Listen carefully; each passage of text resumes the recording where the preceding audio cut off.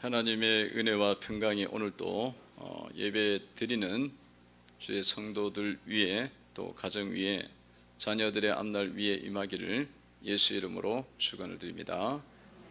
또 연주를 통해서 하나님께서 이 연주 통해서 영광 받으시고 기뻐하시고 또 이 연주를 통해서 우리 영혼들이 또 다시 한번 주님께 헌신하는 결단을 하고 또 악한 영들이 물러가는 근세 있는 그런 연주로 하나님이 사용하신 줄로 믿습니다.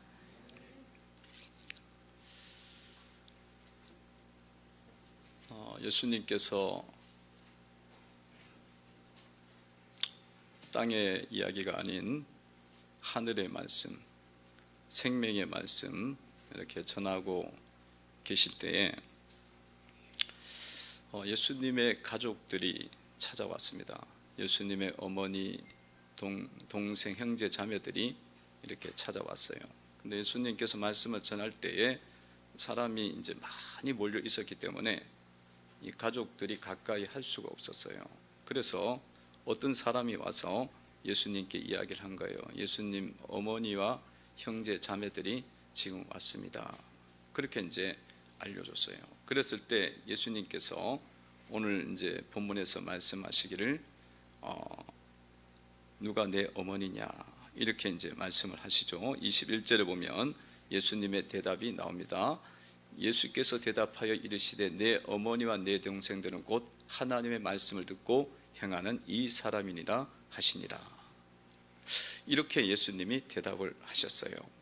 자, 예수님의 이 언행, 가족들이 왔을 때 이 언행과 이 태도는 어떻습니까? 이게 과연 올바른 태도로 여러분들 보이십니까? 어때요? 사실은 이거는 굉장히 오해를 살 수 있는 말씀을 지금 하고 있는 거죠. 예수님의 가족이 찾아왔는데 누가 내 어머니고 내 동생이냐? 말씀을 듣는 자들이 어머니고 동생이고 가족이지 이렇게 말씀을 한 거잖아요. 이게 굉장히 오해가 될 수 있는 말씀입니다. 일반적으로 이야기한다면 그렇게 어머니가 왔고 형제들이 왔고 자매들이 왔으면 그들을 영접하고 또 그들을 섬기는 것이 맞잖아요. 섬기는 것이 맞잖아요. 그것이 이제 일반적인 예의고 도의고 사람에 대한 도리지 않습니까? 근데 이렇게 말하고 이렇게 행동을 한다면 어떤 문제가 생기겠어요? 사람들이 이 기독교에 대한 이해가 완전히 잘못될 수가 있고 굉장히 이 오해를 많이 받고 주님 나라를 이루어가는데 문제성을 이룰 수가 걸림돌이 될 수가 있다는 거죠. 걸림돌이 될 수가 있습니다. 그러니까 이 말씀은 사실은 굉장히 위험한 발언이다. 위험성이 굉장히 많아요. 위험성이 많습니다. 이 기존의 가치관을 깨버리고 기존의 어떤 룰들을 이렇게 넘어서는 말씀이거든요. 그게 왜 예수님께서 이런 말씀을 하셨을까? 이 말씀하셨을까? 기존의 틀을 무너뜨리는 건 굉장히 위험하잖아요. 그건 예수님도 오해받고 예수님도 공격받고 이렇게 포용력 있게 복음이 전파되어야 되는데 그 문제가 당연히 발생할 수 있습니다. 그래서 제가 알기로는 이 천주교 가톨릭에서는 이 말씀을 없앴어요. 빼버렸어요. 너무 자기들하고 가치관이 안 맞으니까 뺐어요. 그만큼 위험한 말씀이에요. 이게 이제 이용이 잘못되면은 이단들이 이거 사용하면은 그래 이단에 들어가고 막 다 죽어가는 영혼 나오라 그러면 이 말씀 이단에서 가르쳐갖고 세뇌시켜갖고 누가 내 어머니고 내 가족이냐 여기 있는 공동체가 내 어머니고 내 가족이냐 이걸 또 사용하거든. 이게 사용하는 이단들은 뭐 그 얼마든지 말씀을 이용하는 자들이니까 그런 위험성도 있잖아요. 이게 지금 현실에 사용되기도 합니다. 근데 예수님께서 진리 되시고 거룩하시고 사랑이 많으신 분이고 모든 것을 용납하시는 분인데 왜 이렇게 이런 말씀을 오늘 하셨을까? 이것은 예수님께서 이것 통해서 가족 우상을 버려야 된다는 거예요. 가족 우상을 실체를 알고 가족 우상을 우리가 무너뜨려야 되고 넘어서야 된다는 것입니다. 여러분, 가정이 중요하고 가족이 중요하고 일가 친척이 중요하고 형제가 중요합니다. 근데 그렇다고 해서 하나님 뜻을 어기면서까지 가족과 가정을 중요하게 여긴다면 그거는 우상이거든요. 하나님보다 더 내 속에 더 먼저 있는 것, 앞서 있는 것들이 있다면 그거는 우상인 거예요. 그것을 넘어서야 된다는 겁니다. 넘어서야 돼요. 이거는 너무나 교묘해요. 그래갖고 우리가 쏟기가 쉬워. 이 가족, 다른 우상들은 빨리 받아들여, 대부분이 받아들여. 그런데 가족 우상이네, 부모 우상, 남편 우상, 아내 우상, 자녀 우상 딱 들어오면 예수님이 세 번째, 네 번째 먼저 안 된다니까. 먼저 안 되고 그걸 먼저 하려고 해요. 그걸 더 높이 평가해, 더 가치 있게 해. 그 부분을 주님이 지금 깨셔야 된다고 말씀을 하고 있는 겁니다. 여러분들 속에 이런 가족 우상들이 있다면 주님이 여러분 마음속에 첫 번째 가야 되는 줄로 믿습니다. 주님이 첫 번째 오셔야 돼. 이것도 다 우상인 거예요. 남편도 우상이 될 수 있고 아내도 우상이 될 수 있고 자녀도 우상이 될 수가 있다는 겁니다. 주님께서 십계명에서 말씀하시기를 나 외에는 다른 신을 두지 말지니라. 이 계명에서는 하나님의 형상을 만들지 마, 우상을 섬기지 말라, 그렇게 말씀하시고 주님이 이런 말씀을 하셔요. 나를 미워하는 자의, 하나님은 질투하는 하나님인즉 나를 미워하는 자의 죄를 갚되 아버지와 아들과 3, 4대까지 이르게 하거니와 내 말을 지키는 자에게는 1000대까지 은혜를 주신다 말씀을 하셨거든요. 그러니까 우리 속에 우상이 있다, 가족 우상이라도 그것 있으면은 우리의 삶이 주님 앞에서 죄가 된다는 거예요. 죄가 되고 그 죄를 미워하니까, 하나님 미워하니까 우리의 인생이 행복해질 수가 없는 겁니다. 그래서 여러분들이 주님을 첫 번째 두는 신앙으로 회복돼야 되는 줄로 믿습니다. 주님이 첫 번째 와야 돼. 근데 이게 너무 교묘하게 들어오기 때문에 가족 우상을 깨기가 너무 힘들어. 그랬다가는 이 기독교가 왜 그래? 그런 이야기 나오잖아요. 이상하네? 이게 반발이 심해지고, 혹은 또 들어보니까 남편을 사랑하고 아내를 사랑하고 자녀를 사랑하고 그게 다 또 나와 있으니까 그게 또 맞춰야 되나? 이렇게 생각해요. 여러분들이 이건 너무 교묘하게 오기 때문에 주님이 이 상황에서 정확하게 짚어주신 거예요. 정확하게 짚어주신. 여러분들 남편이 코로나도 있는데 요즘 뭐 이렇게 힘든데 그냥 집에서 예배 드리자, 뭐 예배 드릴 수 있으면 예배 드려야 될 상황이면 드리면 되겠죠. 근데 이제 이게 예배를 드릴 수 있음에도 불구하고 자꾸 이제 그렇게 가요. 그러면 여러분들이 그래, 그 말을 들어봐야 되겠나? 그러면 이 하나님 말씀보다 그게 더 집중을 하는 거죠. 더 먼저 두는 겁니다. 이 가족 우상이에요. 그래서 여러분들 그런 일이 있으면 남편한테 이렇게 이야기를 하세요. 그렇게 당신의 말은 내가 다 존중하는데 그래도 우리의 삶 속에는 하나님이 첫 번째 와야 되지 않겠습니까? 그렇지 않겠어요? 그러니까 우리가 하나님 첫 번째 두고 우리가 살아갈 때에 하나님이 우리에게 1000대까지 은혜를 주십니다. 그렇게 이제 부드럽게 이야기해 갖고 우상을 넘어서는 지혜가 있어야 된다는 거예요. 집에 주일날 예배를 드려야 되는데, 교회 가야 되는데 부모들이 찾아오고 일가 친척들이 찾아와. 아니, 부모도 섬겨야 된다고 분명히 그렇게 나와 있잖아. 부모 공경. 형제 자매들 왔는데 어딜 가냐고. 그러면 우리가 그런가? 그러면서 이제 그 이야기 부모를 공경해야지 어디 밥도 안 주고 어디 가냐고. 그러면서 막 그렇잖아요. 그러면 여러분들이 그런 이야기를 하셔야 돼요. 부모님 당연히 공경하셔야 되고 제 공경하고 싶습니다 하고, 그러나 성경의 십계명에 보니까 첫 번째 두라고 말씀을 했습니다. 그래서 내가 하나님 공경하고 와서 또 부모님도 공경을 하겠습니다. 그러면서 이 교묘한 우상을 여러분들이 넘어서야 된다는 겁니다. 그렇지 않으면요, 여러분 삶 속에 하나님이 미워하는 그 때문에 하나님께서 하시는 일이 일어나. 그거를 아버지와 아들과 3, 4대까지 주님께서 이르게 하겠다 그러잖아요. 그 얼마나 이것이 강한 이야기예요. 그래서 여러분들이 이 부분을 이겨낼 때는 자칫 잘못하면은 이게 이제 도덕을 무너뜨리는 걸로 오기 때문에 우리가 견디질 못하고 이기질 못해. 대부분이 탁 넘어가거든요. 이제 지혜를 딱 가지고 이 말씀, 십계명의 말씀을 잘 붙잡고 가족 우상을 넘어시기를 바랍니다. 넘어서셔야 돼. 이거는 넘어서야 여러분들 삶에 천대까지 은혜가 오는 거예요. 이 교묘한 거야. 너무 교묘한 거야. 그러니까 막 자식 못 이기잖아. 또 자식이 막 졸라대고 그러면 자식한테 또 우리가 자식을 못 이기는 시대잖아요 지금. 말씀을 여러분들이 사랑과 정말 그 깊은 그런 긍휼의 마음을 가지고 말씀을 잘 나타내는 지혜자가 되셔야 되는 줄로 믿습니다. 따라해 보시기 바랍니다. 가족 우상을 넘어서라. 남편 우상을 넘어서라.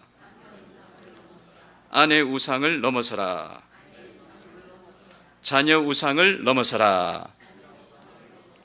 아니 맨날 목사님 남편 존중하고 아내 사랑하고 자녀 잘 섬기라고 그러더니 갑자기 왜 그러냐.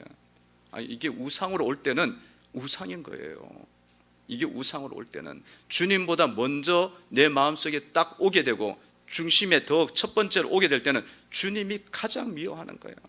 그게 가족이든지 남편이든지 아내든지 미워하는 대상이 되는 거예요. 그래갖고 전체적으로 우리가 함몰이 돼버리는 거야. 주님의 뜻을 이루지 못하는 거야. 주님의 뜻을 이루지 못하는 거야. 그렇게 돼서 살아가면 되겠습니까? 어려움만 자꾸 오는데 인생 가운데 어려움이 와요. 그러면 그래서 여러분들이 지혜를 가지고 정신을 바짝 차려야 돼. 이때는 정신을 바짝 차리고 이것을 기가 막히게 넘어가야 된다. 넘어서야 돼. 그래갖고 막 오늘 말씀 듣고 이제 가서 집에 가 적용할 때 그냥 이 남편이 뭐라 그러면 이 남편 우상이 어떻고 막 그러면서 막 쏘아 붙이면은 그때부터 싸움이 일어나요. 큰 싸움이라. 그렇게 싸우지 말고 지혜로 싸워라. 지혜로 이겨야 돼.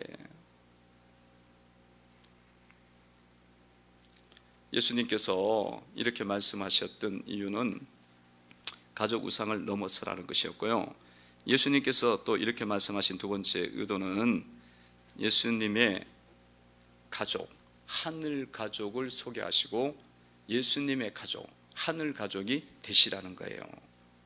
21절에 보면 이렇게 말씀이 나와 있습니다. 읽어봅니다. 읽습니다. 시작. 예수께서 대답하여 이르시되 내 어머니와 내 동생들은 곧 하나님의 말씀을 듣고 행하는 이 사람들이라 하시니라. 아멘. 우리가 예수님께서 이런 말씀을 하셔서 이 육신의 가족이 그냥 육신의 가족으로만 남는 것이 아니라 하늘의 가족, 영적인 가족, 하나님의 가족을 만들라는 것입니다. 하나님의 가족이 되라는 거예요. 하나님의 가족이 된다면 얼마나 감사해요. 예수님께서 선한 목자가 되어주시고 우리의 인생길을 인도해 주시고 그뿐만 아니라 하나님이 내 아버지가 되어주시는 거예요. 우리는 그분의 자녀가 되는 겁니다. 그리고 주님의 은혜가 있고 주님의 사랑이 계속적으로 임하는 그런 영적 가족이 만들어지는 거죠. 그런 공동체 안에 내가 그런 가족이 된다면 얼마나 좋겠습니까? 얼마나 거룩한 가정을 이룰 수가 있겠어요. 그래서 육신의 가족이 중요하지만 그 가족이 그냥 육신의 가족으로 남지 말고 하나님을 아버지로 모시고 살아가는 우리는 그분의 자녀가 되는 영적 가족이 되게 하시려는 거예요. 그 가족이, 여러분들이 그 가족을 이루어야 된다는 거예요. 그 가족을 만들어 가시라는 겁니다.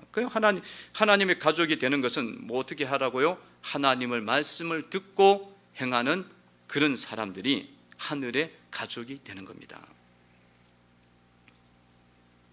그래서 여러분들이 하나님의 말씀을 잘 듣고 살아가고 있습니까? 하나님의 말씀을 들어야 하늘의 가족이 되는 거예요. 세상의 말을 들으면 육신적 가족인 거야.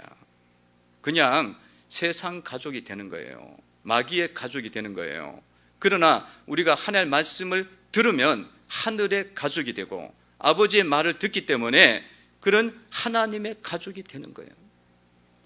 주의 말씀을 여러분들이 먹는 가정이 되시기를 바랍니다. 육신의 양식만 먹어갖고 사는 것이 아니고, 사람이 떡으로만 사는 것이 아니고 하나님의 입으로 나오는 말씀으로 산다고 말씀하셨잖아요. 영혼의 양식을 먹고 하늘의 양식을 먹는 가정이 돼야지. 여러분들을 하나님의 말씀을 말씀을 잘 듣는 사람이 되고 있느냐, 그 말씀을 기대하고 있는가 살펴보시기 바랍니다. 하나님의 말씀은 능력이 있습니다. 하나님의 말씀은 내 영혼을 살려주십니다. 하나님의 말씀은 내 믿음을 불러일으킵니다. 말씀은 믿음을 줘요. 말씀은 능력이 있어요. 말씀은 내 영혼을 치유합니다. 회복시키는 거야. 이 말씀이 굉장히 힘이 좋은 거예요. 권능이 있어요. 하나님의 말씀은 살아있고 운동력이 있어 좌우의 어떤 날선보다 검보다 예리하여 우리의 영혼을 살려준다 그랬잖아요.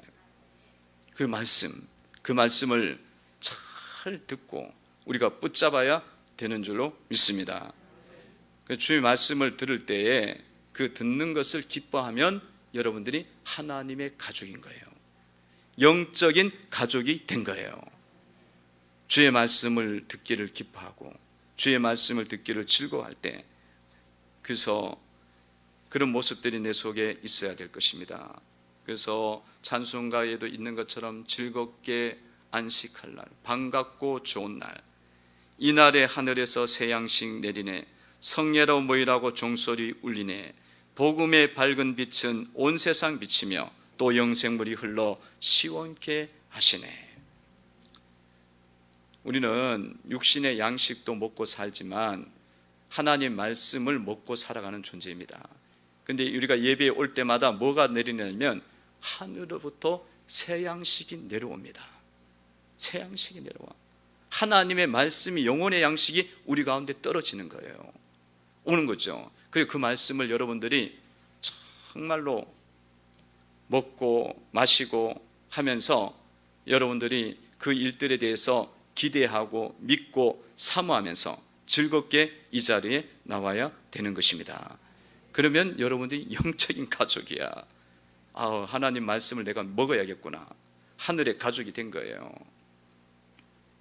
주님 말씀을 먹어야겠다. 그러니까 세상의 육신의 양식은 이렇게 막 즐겁게 쫓아다녀. 근데 영의 양식은 있는지도 몰라. 그게 뭐야? 그거 들을 때마다 막 졸려, 막 잠이 와. 그러면 이게 양식에 대한 가치를 지금 전혀 모르는 거예요. 영의 양식에 대한 가치를 모르는 거죠. 근데 여러분들 마음속에 육신의 것도 정말 그것이 먹는 것이 귀중하지만, 내가 하나님 앞에 나갈 때마다 하늘로부터 오는 하늘의 말씀, 새 양식을 내가 먹는구나 기대하는 마음으로 주님 앞에 달려 나오기 시작하면 하나님의 말씀을 여러분들이 듣는 자가 된 거예요. 하나님의 말씀을 듣는 자가 된 겁니다. 하나님의 말씀을 듣는 자가 돼야 하늘의 가족인 거예요. 예수님의 가족이 되는 거예요. 그리고 하나님의 말씀이 뭐야? 그 새 양식이 도대체 뭐야? 영혼의 양식이 도대체 뭐야?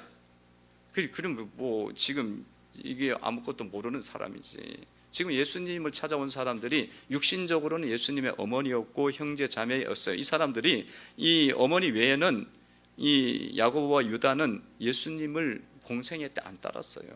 지금 온 이유가 예수님을 방해하러 온 거야. 잡아가려고. 지금 자꾸 이상한 일을 한다고 잡아가려고 온 거예요. 그 말씀을 안 듣는 사람들이죠. 말씀을 안 듣는 사람이에요. 이분들은 언제 예수님 믿게 되냐면 예수님이 십자가에 달리고 3일 만에 부활한 이후에 예수님을 믿습니다. 그때 믿어요. 그래서 야고보서가 예수님의 동생이에요. 유다서가 예수님의 동생이에요. 쓴 거예요. 유다서가 가룟 유다가 쓴 게 아니고 예수님의 동생이 쓴 거예요. 그러니까 이때는까지는 이 사람들이 말씀을 안 들어. 말씀이 뭐야? 주님 자꾸 엉뚱한 이야기 한다고. 자기 형이, 육신의 형이 엉뚱한 이야기, 육신적으로 너무 가까이 살았으니까 이게 이해가 안 되는 거야. 육신적으로만 보니까 말씀을. 그래서 주님이 하나님의 가족이 뭔지를 말하는 거야. 주의 말씀을 듣고, 주의 말씀을 듣고 행하는 사람이 하나님의 가족이라는 거예요. 여러분, 말씀을 듣고 행하는 자가 되시기를 바랍니다.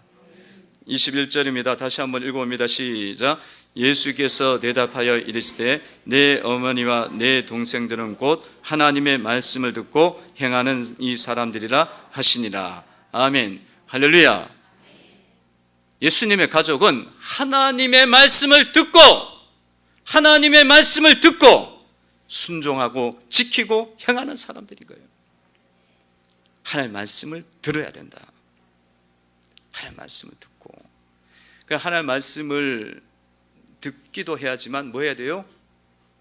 순종도 해야지. 듣고 지키고 인내로 지키고 결실하는 자가 하나님의 사람들이고 하나님의 가족들입니다. 그래서 말씀을 듣는 것은 너무 중요하지만 듣는 것으로 끝나면 안 돼요. 끝나면 안 돼. 지금 이 시대는 듣는 건 너무 많이 들어. 이게 신앙의 매너리즘에 빠진 거야. 너무 많이 들어갖고 뭐가 생겼냐면 내 신앙이 그 신앙인 줄 알아. 지식이 있어갖고 그 지식이 그냥 머리 지식인데 영적 지식도 아닌데 그 지식 가지고 내 신앙이 그 신앙인 줄 알고 자꾸 사는 거야. 그 신앙이 아니야. 그거는 그냥 지식적으로 살아가고 있는 육신적 그리스도인이에요. 바리새인과 거의 비슷해지는 거야. 그렇게 되면 말씀을 듣고 행해야 된다. 말씀을 듣고 지키어 인내로 결실해야 좋은 밭이 되는 거예요. 좋은 밭이 되는 거예요. 여러분, 누가복음 8장 15절에 말씀을 듣고 지키고 인내로 결실하는 자가 돼야 된다고, 좋은 땅이 그런 땅이라고 이야기하잖아요. 그래서 여러분들이 말씀을 듣고 행하는, 순종하는 그리스도인이 되셔야 되는 줄로 믿습니다. 그 하나님의 가족이에요. 듣고는 그냥 또 잊어버리고, 듣고는 잊어버리고 안 행해. 그거는 너무 부족한 거죠. 여러분, 말씀을 듣고 행하는 성도가 되기 위해서는 어떻게 해야겠습니까? 말씀을 듣고 행하는 사람 되기 위해서는 인내가 있어야 돼요. 듣고 지키며, 여기도 나와 있잖아요. 인내로 결실하는, 인내가 필요해요. 예수님이 인내가 필요하다고 말씀하셨어요. 인내, 오래 참음, 견딤이 필요합니다. 말씀을 듣고 지키려고 그러면 뭐가 일어나냐면은 못 지킬 상황이 온다니까. 안 되는 상황이 오기 때문에 인내가 필요한 거예요. 말씀을 듣고 우리가 지켜나갈 때는 세상을 거슬러 가는 거예요. 내 자아를 거슬러 가는 거야. 내 죄악을 이겨나가야 되는 거기 때문에 참지 못하면 못해요. 못 지켜요. 얼마나 세상이 거친 파도와 같아요. 그래서 찬송가에도 보면은 그런 찬송가가 있잖아요. 예수 따라가며 복음 순정하면 우리 행할 길 하나겠네. 1절은 너무 좋아. 예수 따라가며 복음 순정하면 우리 행할 길이 너무 하나돼. 그래, 진짜 하네. 너무 좋아. 처음에는 그래요. 근데 2절에 가면 뭐라고 나왔냐면 해를 당하거나 우리 고생할 때 주가 위로해 주시겠네. 해를 또 당해. 손해가 온다니까요. 고생도 일어난다니까. 왜냐하면 세상을 거슬러 가야 되니까. 이 마귀와 싸워 이겨야 되니까. 마귀가 얼마나 미혹하고 유혹이 많아요. 그걸 이겨야 되고.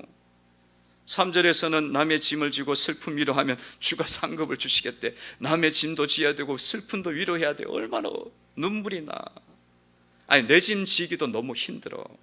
근데 남의 짐 지려고 그러니까 얼마나 힘들어요. 근데 예수를 따라가고 말씀 순종하는 건 남의 짐 지어야 되는 거예요. 할렐루야. 예수님이 자기 짐 졌습니까? 우리 짐 진 거예요. 예수님이 십자가 질 때 누구 짐 졌어요? 우리의 죄를 다 짊어지고 조롱과 수치와 못 박힘과 피 흘림과 창에 찔림이 있어갖고 그거 쪽에 십자가에 죽었잖아요. 그 속에서. 그러니까 남의 짐 져야 되는 거예요. 그 눈물이 나지. 눈물이 나. 내 짐 지기도 힘들어 죽겠구만. 남의 짐을 자꾸 교회 가면 지라네. 그게 얼마나 힘들어. 내 자식 짐도 지어야 되고 내 남편 짐도 지어야 되고 목사는 또 성도 짐도 지라네. 그게 뭐 지려 그러니까 질 마음이 별로 안 생겨. 그러니까 막 또 슬픔 위로하라네. 아휴, 힘들지. 그 눈물이 나는 거야. 그러면 어떻게 해야 돼요? 못하겠다. 그러면 인내가 없는 거니까 인내로 지켜야 되거든요. 인내가 참아야 되는 거예요. 참음으로 말씀이 지켜지는 겁니다. 참으셔야 돼요. 남의 짐 지는 게 얼마나 힘들어. 예전에 우리 애가 중학생이니까 중학생 때 여학생 친구를 소개받아갖고 사귀었어요. 지네들끼리 사귀라 그래갖고 연결해줘갖고 사귀는 거야. 그런데 몇 번을 만나더니만 도저히 힘들어서 못 만나겠대. 중학생 때니까. 왜 그러냐 그랬더니만 아니 여학생 있으면 맨날 맛있는 걸 사줘야 된대.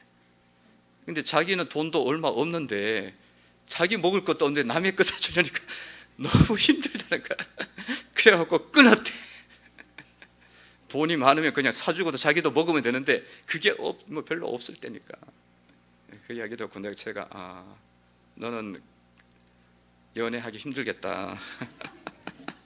남의 짐을 져줘야 되는데 얼마나 힘들겠어. 그래 힘들어서 끝났다는 거예요. 힘들어서. 그런 것도 힘들지만 우리가 말씀 지고 살아가는 사람이 얼마나 힘들어요. 여러분, 우리가 말씀 따라갈 때는요 인내로 지키어 계시라는 겁니다. 예수님도 공생이 시작하고 40일 금식하자마자 뭐가 움직여요? 찾아오는 게 뭡니까? 천국이 나타났으면 좋겠는데 천국이 물론 있지, 예수님 안에는 있는데 바로 찾아오는 게 뭐냐면 사탄들이 시험에 보따리 들고 쫓아오잖아. 근데 그 시험도 내용을 들어보니까 너무 힘들어 견디기가. 돌덩어리에 떡덩어리 만들어 먹고 싶은데 충분히 능력이 있으니까. 근데 그걸 하면 안 돼. 참아야 돼. 사람이 떡으로만 살 것이 아니고 하나님 입으로 나오는 모든 말씀을 배가 고파 죽겠는데 그 말을 하기가 얼마나 힘들겠어요. 그런 시험을 이긴. 그러니까 마귀가 작동을 해요. 여러분들이 예수의 말씀을 따르고 이렇게 나갈 때 주님이 우리가 동행하지만 마귀가 그 옆에 쫓아온다니까. 바로 쫓아온다니까. 그래서 인내가 있어야 되고 시험을 이겨야 되는 거예요. 그래서 인내로 지키는 거예요. 인내로. 교회 개척하잖아요. 개척한다고 이야기만 꺼내도 마귀가 들러붙어요. 주님의 뜻을 쫓는 거니까.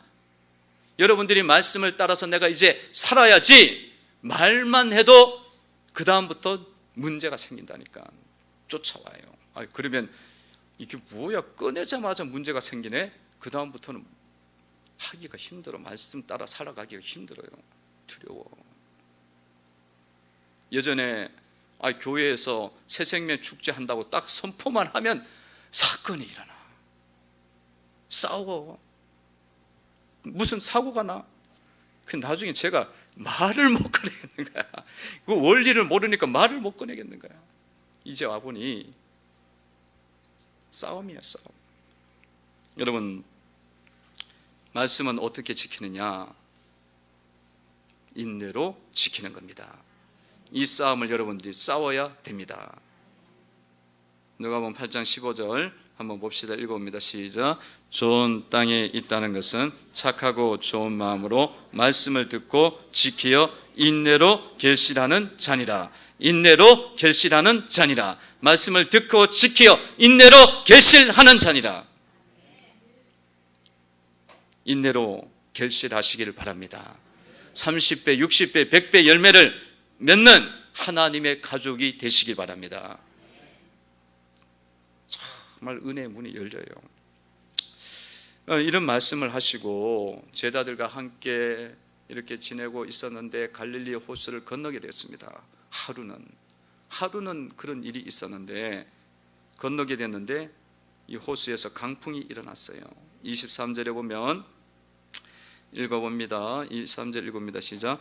형선할 때에 예수께서 잠이 드셨더니 마침 강풍이 호수로 내리침에 배에 물이 가득하게 되어 위태하게 된지라. 아멘.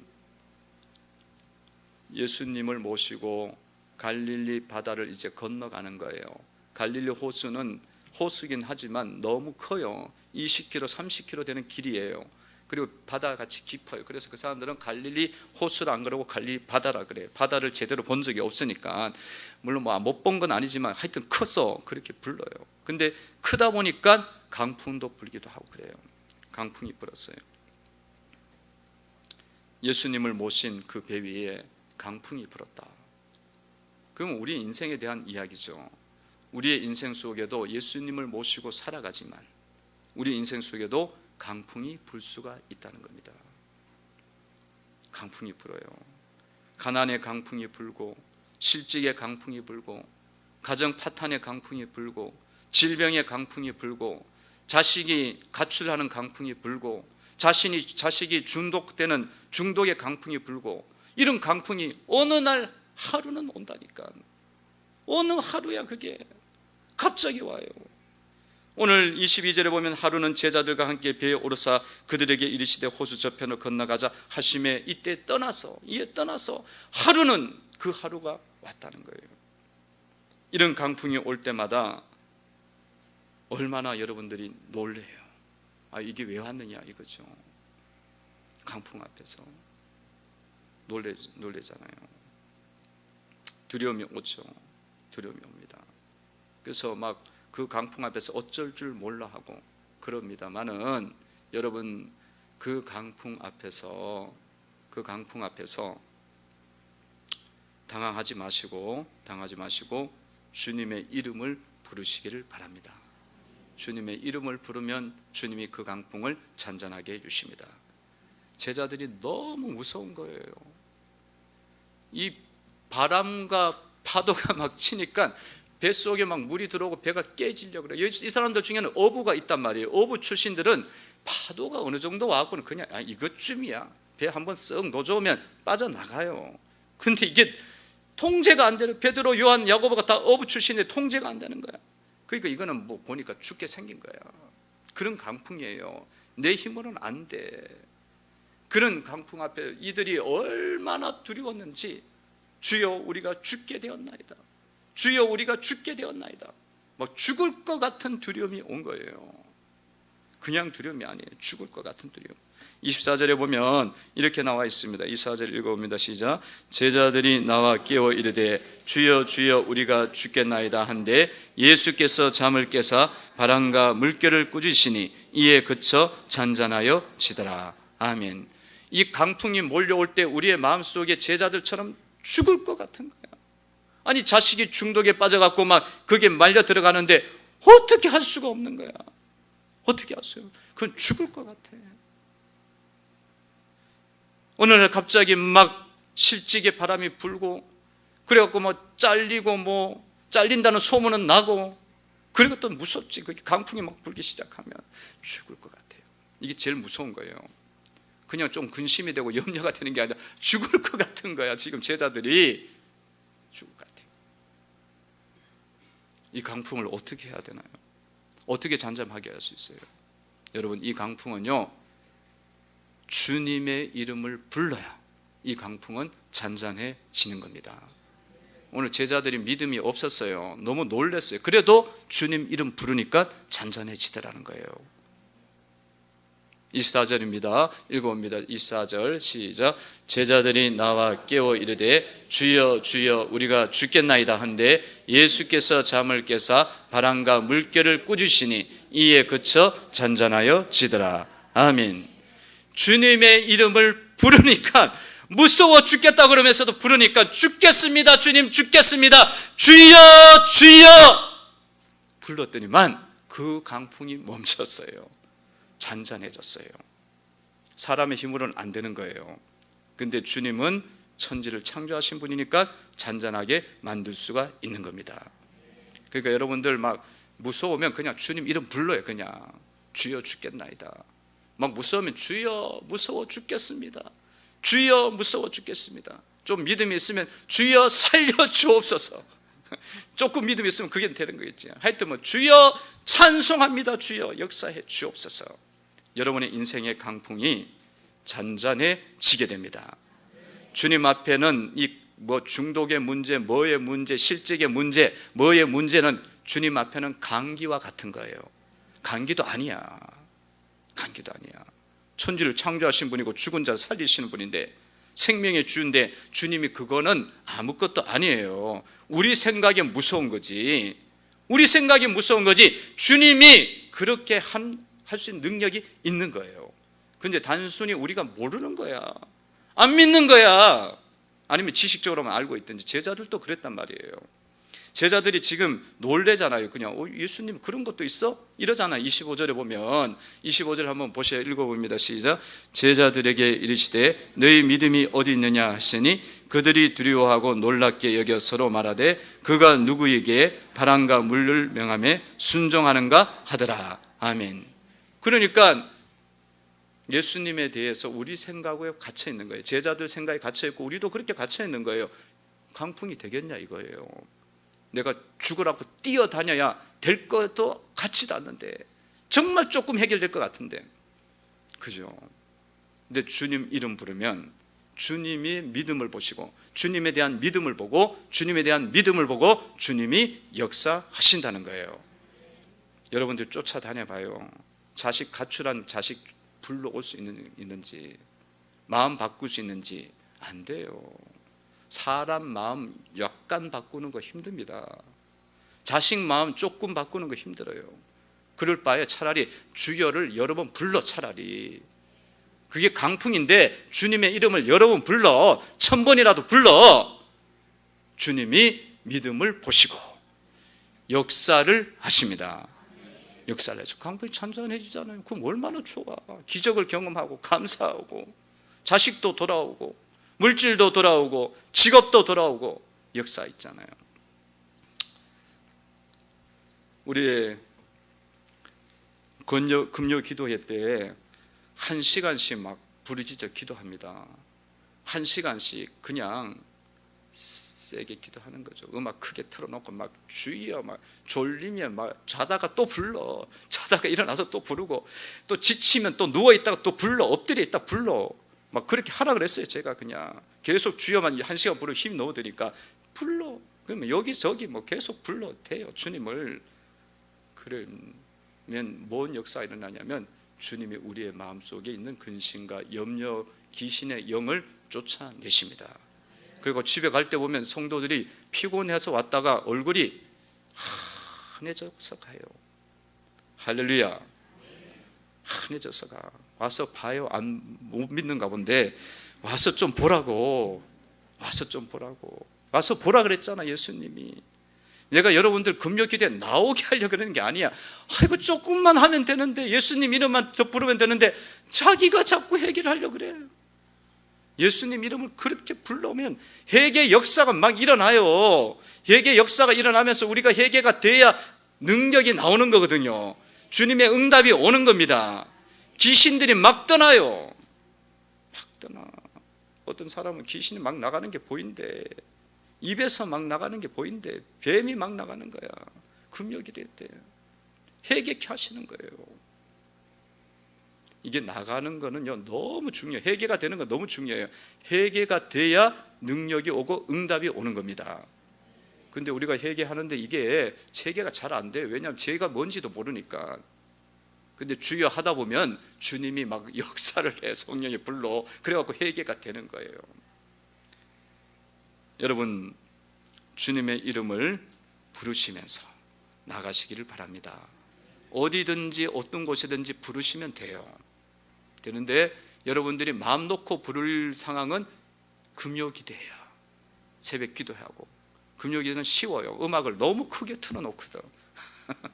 막 그냥 막 뒤집어 놓습니다. 그냥 같이 막 부르니까 또 쉬워. 혼자 부르다 보면 지치거든. 근데 같이 불이 막 붙어버리니까 옆에서 성령의 불이 붙으니까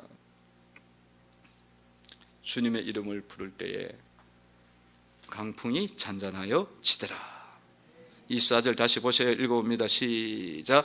제자들이 나와 깨워 이르되 주여 주여 우리가 죽겠나이다 한데 예수께서 잠을 깨사 바람과 물결을 꾸짖으시니 이에 그쳐 잔잔하여 지더라. 아멘. 아멘. 어떤 청소년 사역자가 청소년들 데리고 집회를 하는데 애들이 청소년들이 와서 말씀을 듣겠어요? 말씀을 안 듣지. 걔네들이 스마트폰 보고 게임하는 애들인데 정말 몇 명만 앞에서 듣고 나머지는 다 뒤로 자빠져요. 스마트폰. 그 청소년 사역에 가면 모든 청소년들이 뒤로 자빠져 있어요. 안 들으려고 그래. 이걸 어떻게 해결할 수 있는 방법이에요? 재능이 있으면 어떻게 해결하겠는데 재능이 없는 목회자들은 더 힘들어지는 거예요. 그래서 그냥 그날 밤에 그냥 주여를 1000번 시켰대. 안 부르지. 그래도 막 강제로 시키는 거예요. 1000번 불렀더니 다 뒤집어지더래. 그냥 예수님의 이름에는 능력이 있습니다.